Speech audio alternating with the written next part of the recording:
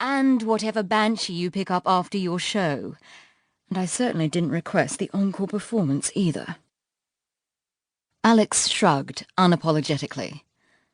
"Is it my fault you bought a place with amazing acoustics?"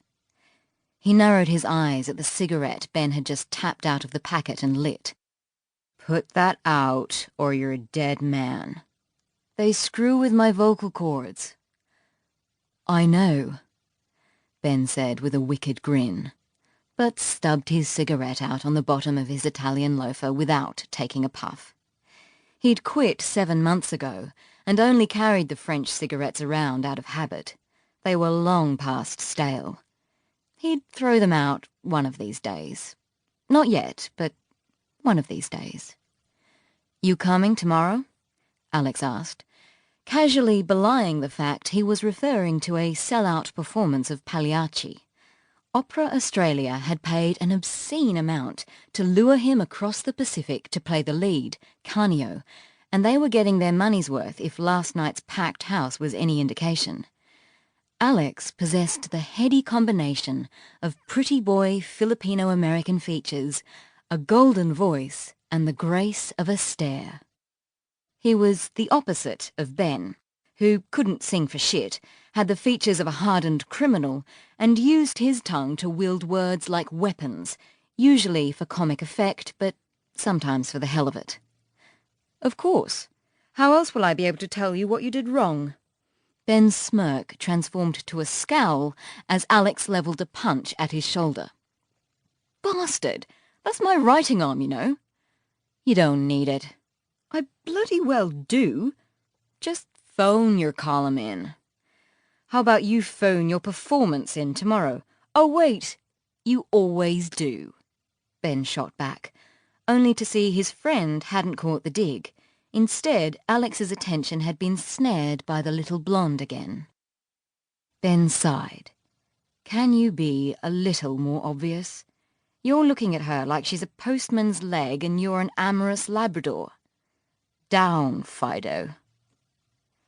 Alex ignored him, his expression turning thoughtful. "You know, I'm gonna go for it." "At your own risk. What do you think you're going to achieve? Well, other than being thoroughly humiliated when she sends you packing?" He returned his gaze to the lady who was currently peering at a small handheld mirror and wielding a tube of lipstick with the precision of a Dutch master.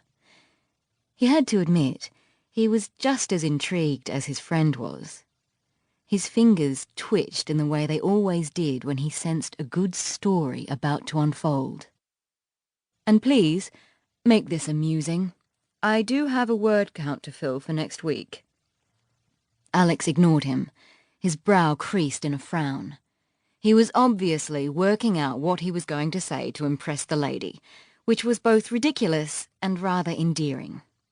Given Alex's appearance, success, and celebrity, he should have had all the confidence in the world. Still, he remained stubbornly oblivious to his own appeal. Ben, on the other hand, knew he could be a charming bastard when he wanted to be, and rarely questioned his attractiveness to the opposite sex. Watch and learn. Alex pushed back his chair, then sauntered with painstakingly deliberate nonchalance over to the woman's table. To Ben's everlasting amusement, the Cupid-doll was now too engrossed in playing with her phone to notice Alex immediately, which was understandable since the heavy rain and the increasingly raucous sailors had taken the noise level up a couple of notches.